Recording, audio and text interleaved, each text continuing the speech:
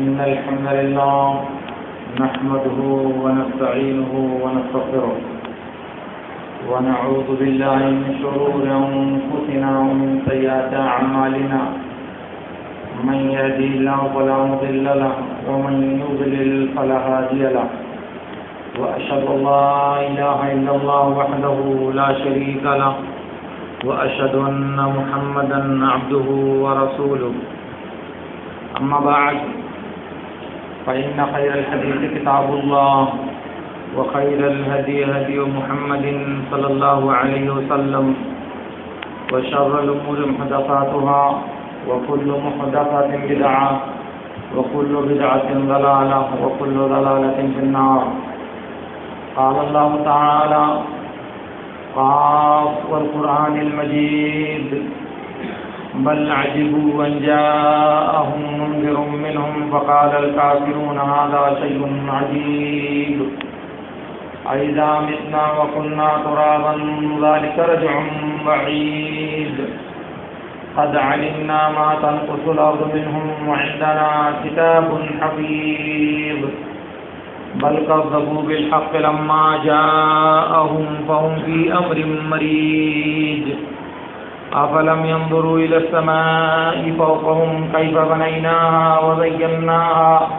وما لها من فروج والأرض مددناها وألقينا فيها رواسي وأنبتنا فيها من كل زوج بهيج تبصرة وذكرى لكل عبد منيب. معزز حاضرین، صحیح بخاری کی ایک روایت میں ہے، نعمان بن بشیر رضی اللہ تعالیٰ عنہ کہتے ہیں کہ اللہ کے رسول صلی اللہ علیہ وسلم نے ارشاد فرمایا: الحلال بین والحرام بین وبینہما امور مشتبہات لا يعلمهن كثير من الناس فمن وقع في الشبهات وقع في الحرام كالراعي يرعى حول الحمى يوشك أن يقع فيه ألا وإن لكل ملك حمى ألا وإن حمى الله محارمه ألا إن في الجسد مضغة إذا صلحت صلح الجسد كله ألا وهي القلب. اللہ کے نبی صلی اللہ علیہ وسلم نے فرمایا: حلال واضح ہے اور حرام واضح ہے، ان دونوں کے درمیان کچھ چیزیں گڈمڈ مشتبہ اور مختلف ہیں جنہیں بہت زیادہ لوگ نہیں جانتے ہیں. تو جو شبہات میں پڑ گیا وہ حرام میں پڑ گیا. اس چرواہے کی طرح سے جو اپنے چرواہے کو چراگاہ کے بغل میں اس کے ارد گرد چراتا ہے تو جانور اس چراگاہ میں پڑ جاتے ہیں اور اس میں چرنے لگتے ہیں. ہر بادشاہ کی کچھ چراگاہیں، کچھ حدود ہوتی ہیں. سن لو، اللہ کی چراگاہ اس کی حرام کردہ چیزیں ہیں. جن چیزوں کو اس نے حرام قرار دیا ہے یہی اللہ رب العالمین کی چراگاہ ہے، جس میں کسی کا داخل ہونا اور کسی کا اس میں گھسنا درست نہیں ہے. سن لو، جسم کے اندر ایک ٹکڑا ہے، اگر وہ ٹکڑا ٹھیک ہوگا تو پورا بدن ٹھیک ہوگا، اور اگر وہ ٹکڑا فاسد اور خراب ہو جائے گا تو پورا بدن خراب ہو جائے گا. سن لو، اس ٹکڑے کا نام دل ہے. حدیث کا یہی آخری ٹکڑا میں آپ سے عرض کرنا چاہتا ہوں. اللہ کے نبی صلی اللہ علیہ وسلم نے فرمایا کہ انسان کے بدن میں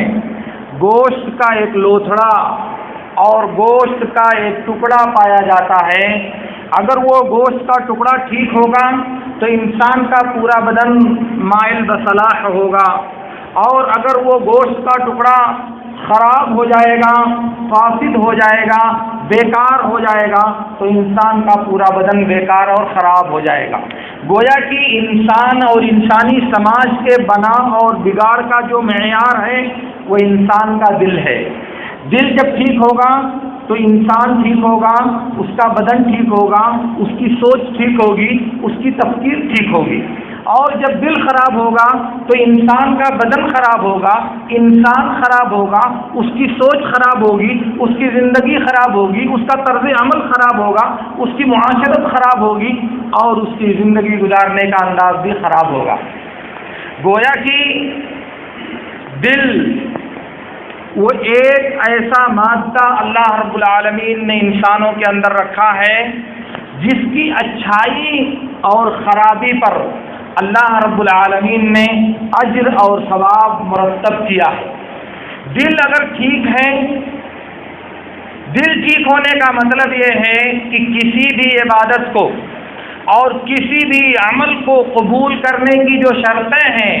ان میں سے پہلی شرط یہی ہے کہ دل ریا، شرک، دکھاوا، نمائش، مکاری ان تمام چیزوں سے پاک ہو، اور جو عبادت آپ کرنا چاہتے ہیں وہ عبادت صرف اللہ رب العالمین کے لیے ہو۔ اگر ایسا ہوتا ہے تو اس کا مطلب کہ یہ دل ٹھیک اور صلاحیت مند ہے، اور اگر ایسا نہیں ہوتا تو عبادت تو خیر قبول نہیں ہوگی، کیونکہ اس میں اللہ کے لیے نہیں پایا گیا وہ عمل۔ اور یہ اس بات کی بھی دلیل ہوگی کہ آپ کا دل ٹھیک نہیں ہے، اچھا نہیں ہے، اسی لیے عبادت جو اللہ کے لیے ہونی چاہیے آپ نے اسے دوسرے کے لیے انجام دیا، اور اس کا لازمی نتیجہ یہ آئے گا کہ عبادت کے قبول ہونے کی جو دوسری شرط ہے نبی صلی اللہ علیہ وسلم کے طریقے کی اتباع، اس کا بھی کوئی فائدہ آپ کو نہیں ملے گا، کیونکہ ایک بڑا عیب آپ کے اندر پایا جا رہا ہے کہ جو عمل صرف اللہ کے لیے آپ کو انجام دینا تھا اس عمل کو آپ نے ریاکاری، دکھاوا اور نمائش کے لیے انجام دیا۔ اسی لیے اللہ کے نبی صلی اللہ علیہ وسلم نے ارشاد فرمایا، جیسا کہ مسند احمد کی روایت میں ہے، ابو موسیٰ اشعری رضی اللہ تعالیٰ عنہ کہتے ہیں کہ اللہ کے رسول صلی اللہ علیہ وسلم نے ارشاد فرمایا،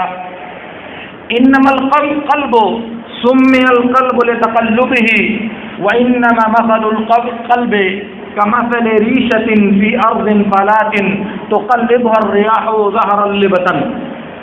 کہا کہ دل کو دل اس لیے کہا جاتا ہے کہ وہ پلٹتا رہتا ہے، اوپر اور نیچے ہوتا رہتا ہے،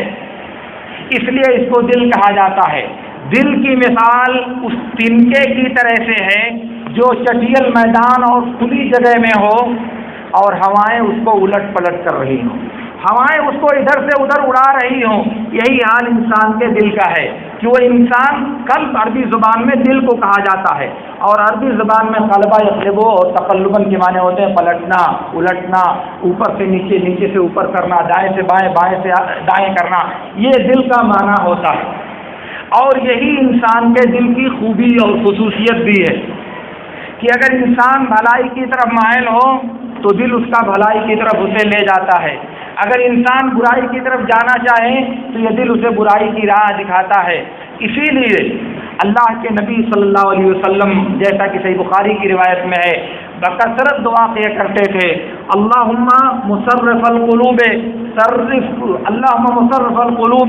ثبت قلبی علی دینک، اے دلوں کو پھیرنے والے اللہ،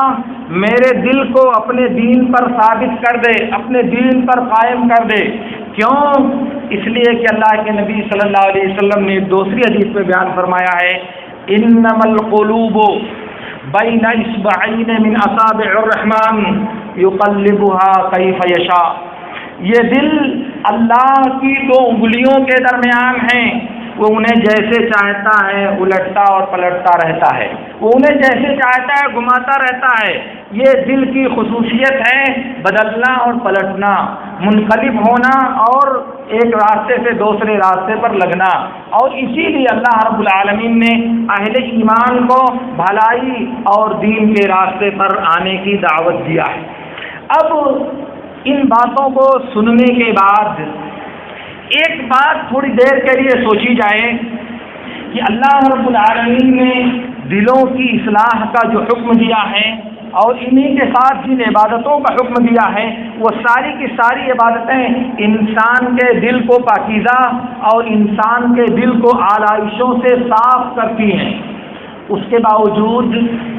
اگر ہم نماز پڑھیں، نماز کا اجر اور اس کا نتیجہ ہم کو نہ ملے. ہم روزہ رکھیں, روزہ رکھنے کے باوجود اس کا اثر ہماری زندگی میں دکھائی نہ دے. ہم زکوٰۃ ادا کریں, زکوٰۃ ادا کرنے کے باوجود نفس کی جو پاکیزگی ہے وہ ہمیں حاصل نہ ہو. ہم حج کرنے جائیں, حج کر کے آئیں تو اس کے نتیجے میں دلوں میں جو گناہوں کی آلائش سے اللہ رب العالمین طہارت عطا کرتا ہے, وہ پاکیزہ دل ہمیں حاصل نہ ہو. عمرہ کرنے کے بعد گناہوں کی مغفرت کی جو بشارت ہے, اس بشارت کے باوجود دل گناہوں سے محبت کرے, دل معصیت اور نافرمانی کے کاموں کی الفت میں لگا ہوا ہو, تو تھوڑی دیر کے لیے سوچنا تو بنتا ہے نا کہ آخر ایسا کیوں ہو رہا ہے, آخر اس کی وجہ کیا ہے, کیوں یہ ثمرہ اور یہ نتیجہ ہم کو نہیں ملتا. آپ اپنے گریبان میں, اپنے گھر میں تنہائی میں بیٹھ کر ایک بار یہ بات آپ سوچیں. آپ بہت ڈھیر سارا دین کا کام کرتے ہیں, آپ بہت ڈھیر ساری نیکیاں کرتے ہیں, آپ بہت اچھے اچھے کام کرتے ہیں, لیکن ان اچھے کاموں کا جو ثمرہ مرتب ہونا چاہیے, ان اچھے کاموں کا جو نتیجہ ہماری زندگی میں نظر آنا چاہیے, وہ دکھائی کیوں نہیں دیتا. فرض کیجئے مثال کے طور پر ہم کو اللہ رب العالمین نے توفیق دیا تو ہم روزانہ 5 مرتبہ جماعت کے ساتھ فرض نماز پڑھنے کی پابندی کرتے ہیں. یہ اللہ رب العالمین کا فضل اور اس کو کا احسان ہے کہ ہم نمازوں کے پابند ہیں. لیکن نمازوں کے بارے میں میرے رب نے کہا ہے ان الصلاۃ تنہی عن الفحشاء والمنکر, نماز بے حیائیوں اور غلط کاموں سے انسان کو روکتی ہے. اب اگر ایسا ہے اور یقیناً ہے تو نماز پڑھنے کے باوجود دین کی رمق, دین کی چمک اور دینی زندگی کا عکس ہماری زندگی میں کیوں نہیں پایا جاتا. نماز پڑھنے کے باوجود ہم اپنی شکل اللہ کے دین کے مطابق نہیں بنا سکتے. نماز پڑھنے کے باوجود ہم اپنا لباس نبی کی شریعت کے مطابق نہیں بنا سکتے. نماز پڑھنے کے باوجود اللہ کے احکام کی محبت دل میں پیدا نہیں کر سکتے. نماز پڑھنے کے باوجود گناہوں سے دل میں نفرت پیدا نہیں ہوتی. نماز کی پابندی کرنے کے باوجود دل میں اللہ کی محبت کا جذبہ موجود نہیں ہوتا. تو کیا مطلب اس کا, آخر ایسا کیوں ہوتا ہے, کیا وجہ ہے کہ یہ بات پائی جاتی ہے. کبھی آپ اس پر غور کرتے ہیں, کبھی آپ اس بات کو سوچتے ہیں. اللہ رب العالمین کہتا ہے کہ اگر تم ہمارے دین کے لیے کوشش کرو گے, تم اگر ہماری شریعت کے بارے میں سگ و دو کرو گے تو ہم اپنی راہوں کی ہدایت اور رہنمائی دیں گے تم کو. ہم تمہیں اپنے راستوں کی طرف رہنمائی کریں گے. اور ہم اتنی مشقت کر کے, ٹھنڈی اور گرمی کی ساری پریشانیاں برداشت کر کے اللہ کے لیے نماز پڑھتے ہیں, اور نماز پڑھنے کے باوجود مطلوبہ ثمرہ نظر نہیں آتا. نماز کی پابندی ہے لیکن اس پابندی کا جو نتیجہ ملنا چاہیے وہ نتیجہ کیوں نہیں ملتا. کہیں ایسا تو نہیں کہ کچھ عیب ہے,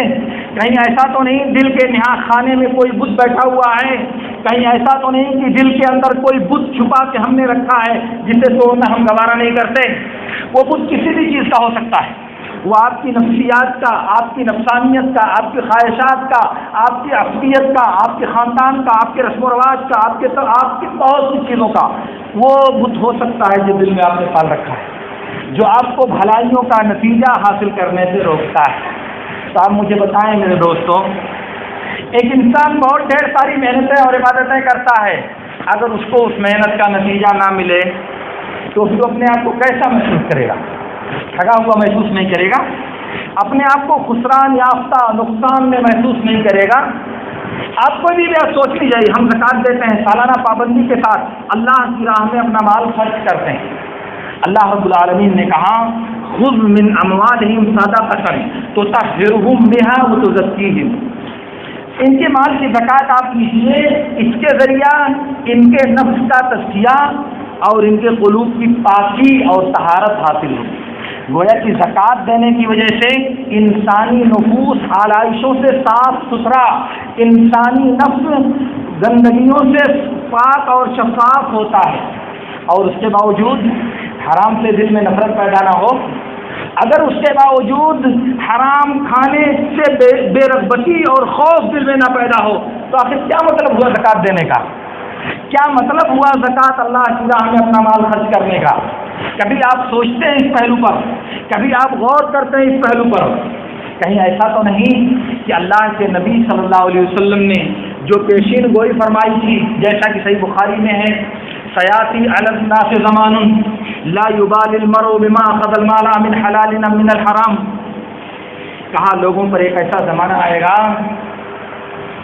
کہ اسے کچھ بھی پرواہ نہیں ہوگی مال کے بارے میں کہ کہاں سے حاصل کیا، حلال پایا کہ حرام پایا، حلال حاصل کیا یا حرام حاصل کیا، حلال طریقے سے کمایا یا حرام طریقے سے حاصل کیا، اس کو ذرا بھی پرواہ نہیں ہوگی۔ کہیں ایسا تو نہیں کہ ہمارے اوپر یہی بات صادق آ رہی ہو؟ زکوٰۃ تو دیتے ہیں ہم اللہ کی راہ میں، سالانہ اس کے علاوہ بھی ہم اپنی جیب سے اللہ کے لیے خرچ کرتے ہیں،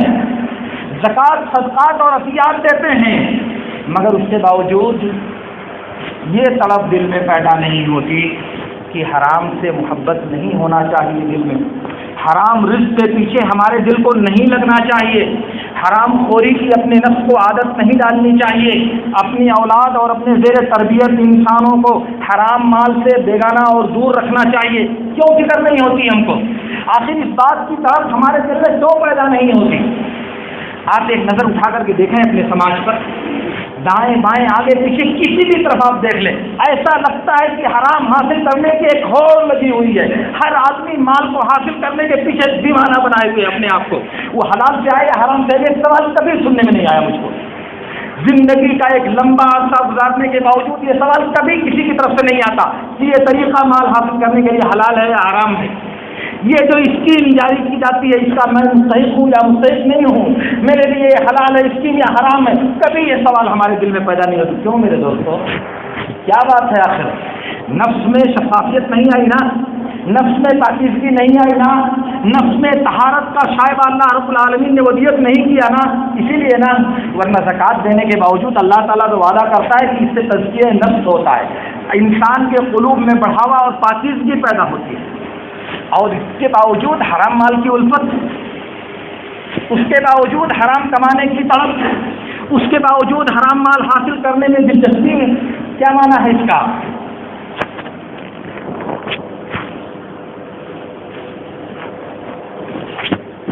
میرے دوستو، اصل میں جو بات میں آپ سے عرض کرنا چاہتا ہوں وہ یہ ہے کہ ہماری عبادتوں کی جو بنیاد ہے، ہمارے اعمال کی جو اساس ہے، وہ ہمارا دل ہے، اسی بنیاد پر ہم سے اعمال صادر ہوتے ہیں، اسی بنیاد پر ہم رب کی بندگی میں اپنے آپ کو مصروف اور مشغول پاتے ہیں۔ اب اگر اس دل اور اس نفس کی پاکیزگی کے بارے میں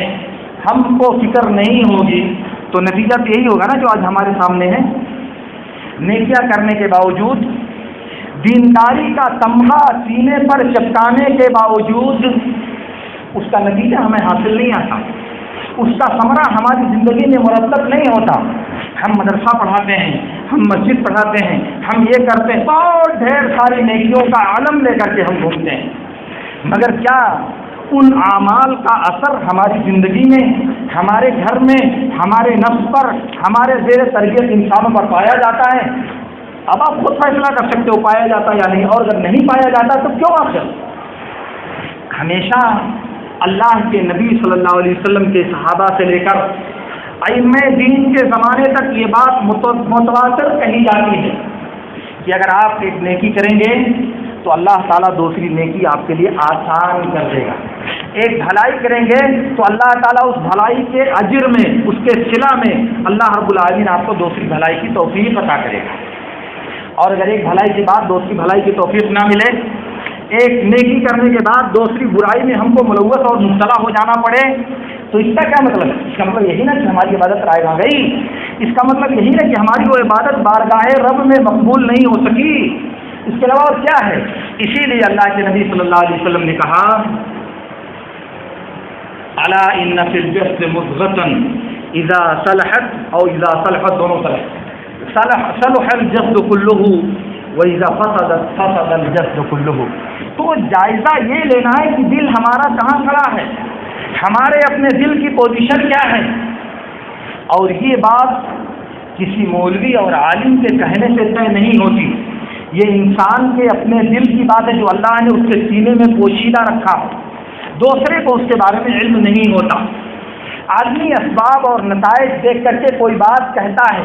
مگر پوشیدہ چیز جو دل میں اللہ نے چھپائی ہے وہ بندہ اور رب کو صرف معلوم ہے۔ یا تو انسان کو معلوم ہے کہ اس کے دل میں کیا ہے، یا اس کے رب کو معلوم ہے کہ اس کے دل میں کیا ہے۔ مگر فرض تو بنتا ہے کہ ایک مرتبہ بیٹھ کر کے محاسبہ کیا جائے، ذمہ داری تو بنتی ہے کہ بیٹھ کر کے ایک مرتبہ احتساب کیا جائے، اپنے ضمیر کو ٹٹولا جائے، اپنے نفس کا جائزہ لیا جائے، اپنے دل کا محاسبہ کیا جائے ایک مرتبہ، یہ بنتی ہے ذمہ داری میرے دوستوں۔ اور اگر واقعی اللہ رب العالمین نے ہمارے دل میں ایمان کی رمق زندہ رکھی ہے تو ہماری یہ ذمہ داری ہے کہ ہم اپنی عبادتیں کرنے کے بعد ایک بار سنجیدگی کے ساتھ اس بات کا جائزہ لیں کہ ہمارے دل میں کون سی نیکی پروان چڑھ رہی ہے، ہمارے دل میں ایمان کا کون سا جذبہ آگے بڑھ رہا ہے، یا ہمارے دل میں کون سا تصور اپنی جگہ بنائے ہوئے ہے کہ جس کی وجہ سے ہماری زندگی کا یہ عالم ہمارے ساتھ چل رہا ہے۔ اس لیے میرے دوستو، باتیں بہت سی عرض کی جا سکتی ہیں مثالوں میں، مگر بات اصولی اعتبار سے صرف یہی میں آپ سے کہنا چاہتا ہوں کہ اپنے دل کا جائزہ لیجیے، اپنے ضمیر میں جھانکنے کی کوشش کیجیے، اپنی زندگی کے پوری عبادتوں کو پلٹیے، ورق پلٹیے اور دیکھیے۔ یہ دوسرا نہیں کرے گا، یہ آپ کو خود کرنا ہے، کیونکہ اگر آپ آج کرو گے تو کل اللہ رب العالمین کے آپ سرخرو ہوگے، اور اگر آج آپ غفلت برتو گے تو کل جب اللہ کے فرشتے آپ کا نام اعمال اٹھائیں گے تب آپ کے پاس کوئی موقع نہیں ہوگا، تب آپ کے پاس کوئی فرصت نہیں ہوگی۔ اس لیے ابھی اللہ نے موقع دیا ہے، اس کو استعمال کیجیے۔ اللہ رب العالمین سے میری دعا ہے کہ اللہ رب العالمین ہمیں ان باتوں کو سمجھنے اور ان پر عمل کرنے کی توفیق عطا فرمائے۔ وآخر دعوانا ان الحمد للہ رب العالمین۔ اقول لكم ما تسمعون واستغفر الله لي ولكم۔